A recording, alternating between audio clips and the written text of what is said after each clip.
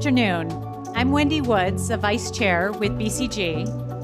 We're at the House of Beautiful Business, and joining me today is Stephen Braekeveldt, the CEO of Ageas Group Portugal.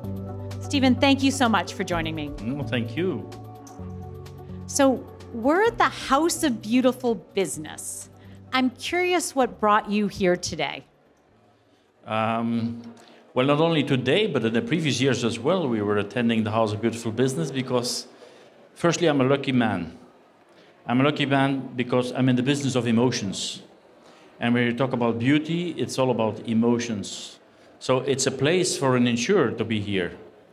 While not a lot of people would think like that. But secondly, in our group, caring is very, very important. Caring about the employees, caring about the customer, and the caring is embedded in our DNA of our group.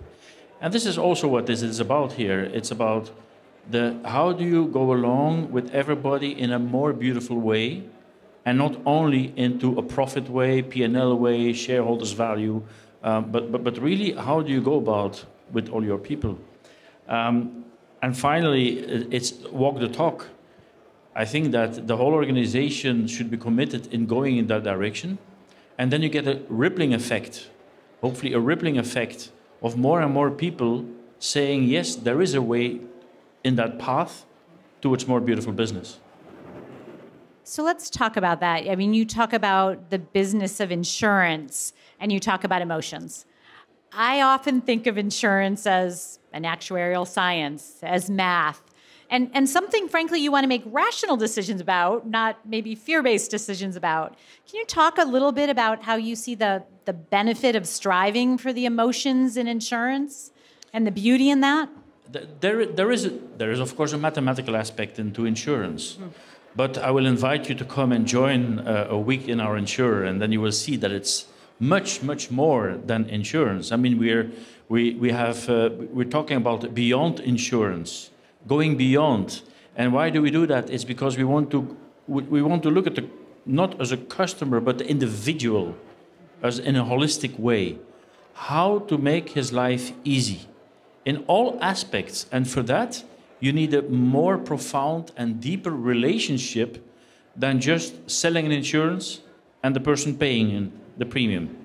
This is of the past, and we need to walk toward the future, which is more an embedded, complete relationship with the customer. I hear you talking about a holistic relationship and this concept of connection and relationship. And I think, frankly, if I remember your entire strategic plan recently is about connect. Yes. Could you talk a little bit about that? Well, it's the same. I mean, I think that too long, insurers have just been looking into a relationship of you pay, and when you have a claim, I pay. This is of the past, in my opinion. We have to move towards a situation where you stress much more these emotions, because in the end, why do you insure yourself? You insure yourself because you love the people you want to insure. These are your children, this is your family, this is also what you worked for. It's your house where everybody lives. These are all emotional things, but that has disappeared. It has become nearly a purely contractual relationship and losing that aspect of emotions. And that has to come back. And that means there should be a higher trust between the person and the insured. There should be a relationship of trust in there. So we talked about being at the House of Beautiful Business. Beauty and business don't always intrinsically, for some people, go together. You brought up the word love. The theme of this year's convening is concrete love. Again, two words you often don't hear in the same phrase. So for you, is business beautiful? Can it be more beautiful? What would make it more beautiful? For me, definitely. Since long, I have a problem with the fact that in businesses, they only use half of a dictionary. It's as if they cut the people in half. And when they enter the business, they only talk about earnings per share growth, return on capital, return on equity. But everything on the other side of the dictionary, which we use in daily words, about intimacy, friendship, sadness, joy is mostly not used in a company. And so it's like you're putting people on an island, which is not the case. I could dwell a long time about the loss of routinious facts in society over the last centuries, and where employers have to take up that space, because there are not a lot of spaces anymore where people can really feel at home. And that's just they should feel at home. They should be able to, if they are sad, if they have problems, should be able to express. While previously people say, don't say what's on your heart because they might kick you out or they might do. No, this is a complete. People should be able to make themselves and each other much more beautiful in helping them, and then you have a better business as well in the end. But it's for me, I don't have this kind of schizophrenic view of what is business, what is not business. It's one. I have this image in my head of half people walking around. And I'm thinking about what you do, because I know you put a lot of effort in and have been recognized for being an inspiring leader. How do you actually put people back together or encourage them to be their whole self? That's, I think, one of the themes we hear a lot in the world today about inclusive business and encouraging people to bring their whole self to work. We had a session yesterday, and they were saying that if people were listening, there was losing time. And I think this is just the way around. I think in business, and definitely in my function, my role is to listen, because by listening, you hear a lot. And it's not only listening about business, but also listening if people feel good. Do they have a problem? Can I, because I'm an old man, with my experience, can I help them? Can I give them advice in certain things? Because it's not only professional, but also private. And this is how you open yourself to all the rest and open up your own vulnerability. It's not because you're to a certain function. You're just a human being. And you're maybe a little bit older, much experience, that's why you're there. But in the end, listen profoundly. It's a little bit like fungus. You know, if you scientifically look at fungus, they have the mycelia, who goes all over. And scientifically, there's always an interaction between the mycelia and where they're living on. And what I want to say, it's that interaction, that silent interaction that goes on and that you have to keep track the whole time, and all with everybody. I think we're back to that connectedness theme. Yes, that mycelia. This is very important to feel the heart, to smell what's going on, what everything which is going on. When you talked about half of us showing up or half of a person showing up, I got a sense of something missing. And, here in these conversations, language has been very important. And when I think about the annual reports of companies, when you think about the investor calls, be curious from your perspective, what word is missing from those reports, from those investor calls that you would like to see used more? I don't think there are 3 letters mostly in that report. I would leave them. Okay. And the CEO. And I would change them as cultural entertainment officers. I think that's far better, because if you look to your company, all the others, what are they focused on today? In today's world, how can I get agility into the culture? How can I get sustainability within the culture? How can I get customer centricity within the culture? And so in the end, most of the people are busy, and at levels is, how can I change the mindset, the shift, the culture? And so instead of being chief executive officer, I think they're much more busy with the culture of a company. Because anyway, we know that culture eats strategy for breakfast. If you don't have the culture, you can put what you want, you'll not achieve it. It's culture. And so instead of having return on capital, you could also say, what's your return on your culture? And how do you support return on culture tactically? What are the types of actions, what are the types of things that you do to actually support the culture or build the culture that you want to see? There are multi-aspects. Yes, there's a lot of aspects. Firstly, as a company, here in Portugal, we're extremely present in art and culture. We have many festivals that we support, houses, and why? It's again, it's one complete circle of reasoning. Yes, we have a company which is the second here in healthcare, but what about mental health? What if there would not be culture, the culture in the world? If we would not be able to see movies, if we would not be able to go to the theater, how poor would our mental mind be? So also from there, as an insurers, we need to be present to give this mental health and support culture, because all governments are lacking in investment in culture, but you have to be there to support that mental health of people. So that's on the one side. So also on the outside, you have to show that mental health is really important. On the inside, we started, I don't know, a couple of years ago by having a couple of people here in the How the Beautiful Business.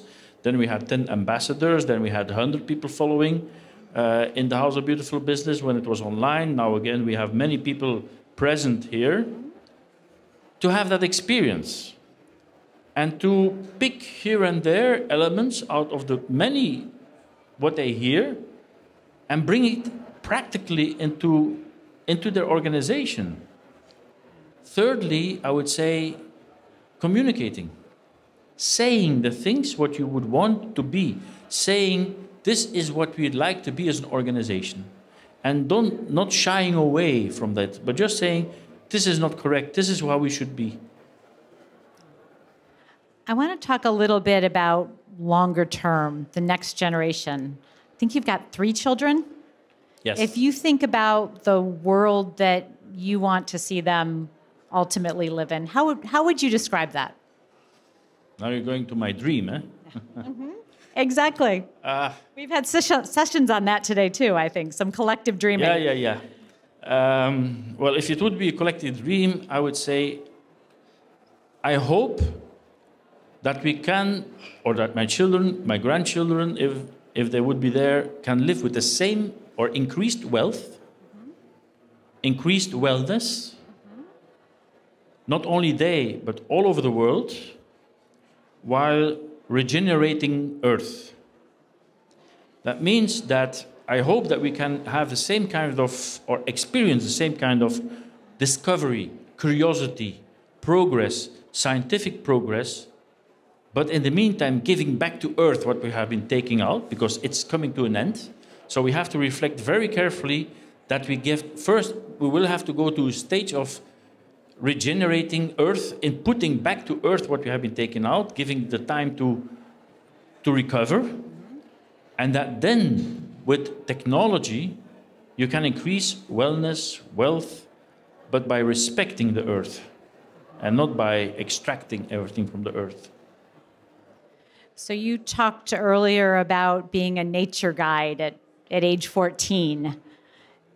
I'm assuming some of what you're talking about you almost learned from that age. How has that influenced how you think about the Earth, your role in it, your company's role in it?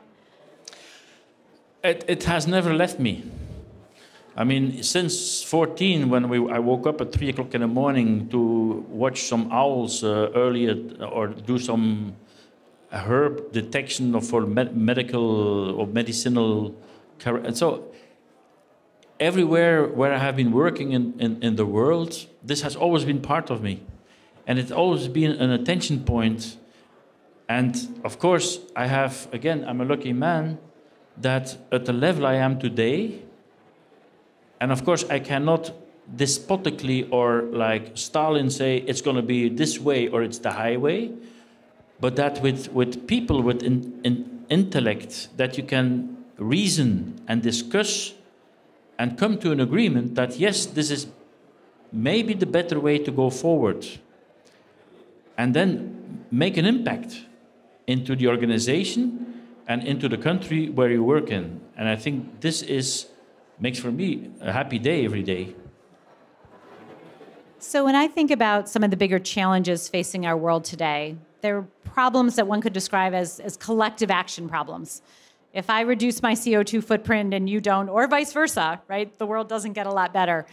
And so how do you think about business contributing to these collective action problems? How do you think about this connectedness that you're striving for, influencing our ability to solve these collective action problems like climate? Firstly, I think the problem is not urgent at all. Not at all. I mean, you're going to Glasgow, 20,000 people will be polluting the world to talk about global warming. We have the House of Beautiful Business. They fly in from all over the world to talk about sustainability. This is not an urgent problem. People, they're all here. It's not a problem. It's a luxury problem still today. That's not what the climate scientists tell us. I'm sorry. We have to go to much more radical decisions if it's really a serious problem. It's 12:05. Portugal is known to have very good fish. Everybody eats a lot of fish. And it's full of microplastics. Sometimes I'm thinking, why in the supermarkets they don't put, okay, now they stigmatize the bio products and all the rest are normal products. Why don't they put products with pesticides and insecticides on the left and then bioproducts? You will see change in behavior. If you would put out that all these products are treated with insecticides and pesticides, and then the bio range will grow. It's a behavioral thing. And I don't think it's still an important problem because everybody thinks it's from somebody else. But what I do believe is that we need much more radical collaboration. And it's not about a political issue of left or right, or rich and poor, or black and white. I think we need a radical collaboration because it's a problem from humankind. And so time is over to say, when the left says something, the right say the opposite. Or when the rich say, the poor... No, it's a problem from humankind. And as long as this is not seen as an urgent problem, it will not get solved. So I'm hearing radical collaboration. I think I heard something about radical transparency in there. Correct. What else would you say is going to create that sense of urgency that is missing? I think that the people in Germany and Belgium who lost their houses have lost family in the last flooding, or the ones who lost their houses in the US with the fires.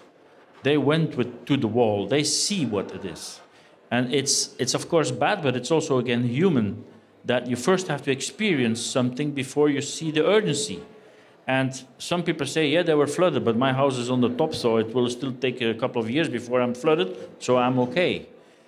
This is the issue, it's the awareness. What I would like that could happen eventually is if you could break in an exponential way the limits between awareness and action, we would be there. I think a lot of people are aware. There's a problem, but there's no action. Because people are short-term thinkers. And this is something we're thinking 2030, I'm already dead by then, come on. I mean, I hope not. No, I will be. It's something like far away, so it's not from me. And people are short-term thinkers. In business, they have to go to the analysts' reports, investor relations report. It's short-term thinking. So everybody's judged on short-term thinking. This is not a short-term thinking thing. This is something we have to do now, or otherwise, in the long term, we'll not be able to save it anymore. And so we have to do it now. But it's very difficult in a human mind to know and to realize this short, long thing. So if you could do one thing that changed business and enabled business leaders to take a longer-term mindset, what would that one thing that you could do be? It's singing the gospel. Honestly, it's singing the gospel. It's inviting more and more and more and more people and not stopping, not getting desperate because nobody is moving, but keep fighting, keep repeating that it is urgent because we can do things and dreaming, but it's action. It's measurable actions we need to put in. Every company should put in measurable KPIs and sustainability, measurable projects, measurable actions, and not say, yes, we're going to do eventually this, and no, measurable things. And then you can measure the progress. So, Stephen, we need to wrap up, but thank you so much for joining me today. I really enjoyed our conversation. Thank you.